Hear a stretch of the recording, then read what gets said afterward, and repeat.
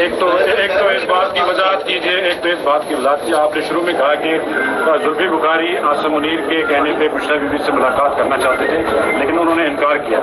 Army chief کی وجہ سے وہ ملنا چاہتے تھے؟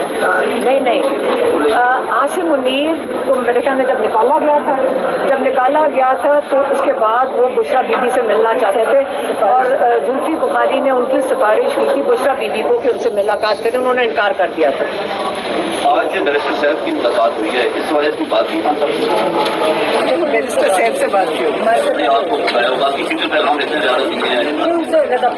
میڈم یہ ایک کنفیوژن ہے جو لاہور میں اجلاس ہوا ہے، اس میں جو بھی باتیں ہوئی ہیں ظاہر ہے وہ پارٹی کا اندرونی معاملہ ہے، لیکن خان صاحب نے 3 ماہ کا کہا، 90 دن کا، تو اس پہ پنجاب کی جو عالیہ حمزہ ہے ان کا ایک کنٹروورسی سامنے آئی۔ آپ کو میں نے پیغام دے دیا ہے، سارے اپنے ذاتی اختلافات ختم کر کے فوکس کریں تحریک کے اوپر۔ عمران خان کا پیغام آ گیا۔ خان صاحب نے 90 دن پر کیا کہا؟ آپ نے مجھے نہیں پتا کہ ان کو 90 دن کا بیرسٹر صاحب نے بتایا، میرے خیال میں انہوں نے کلیریفائی کر دیا تھا، انہیں پتا تھا کہ وہ جو مطلب تھا، جو علی مین کا مطلب تھا وہ یہ نہیں تھا جو انہوں نے بنایا ہے میڈیا میں۔ انہوں نے کہا تھا کہ جو پیک کرنا ہے 5 کو کرنا ہے، اور انہوں نے ابھی یہ بشر صاحب نے مجھے بتایا تھا ابھی کہ انہوں نے یہ کہا تھا کہ 90 دن میں ہم فیصلہ کریں گے کہ ہم نے اسمبلیوں میں بیٹھنا ہے کہ نہیں۔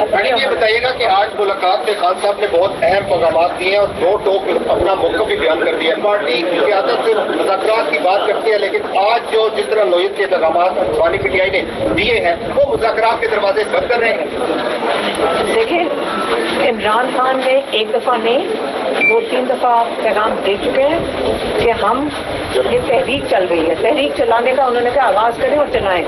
اب اس کے آگے آپ اگر انہوں نے پہلے پچھلی دفعہ کہا تھا کہ ڈاکٹر عظمیٰ بتاری کہ انہوں نے کہہ چکے ہیں کہ دروازے بند ہو چکے ہیں، اور ہمارے انہوں نے سارے دروازے بند کر دیے ہیں۔ مذاکرات، ویسے آپ مجھے بتائیں کہ مذاکرات کرنے کس چیز پہ ہیں؟ کہ ہمارے کیسے سنے جائیں گے عمران خان کے؟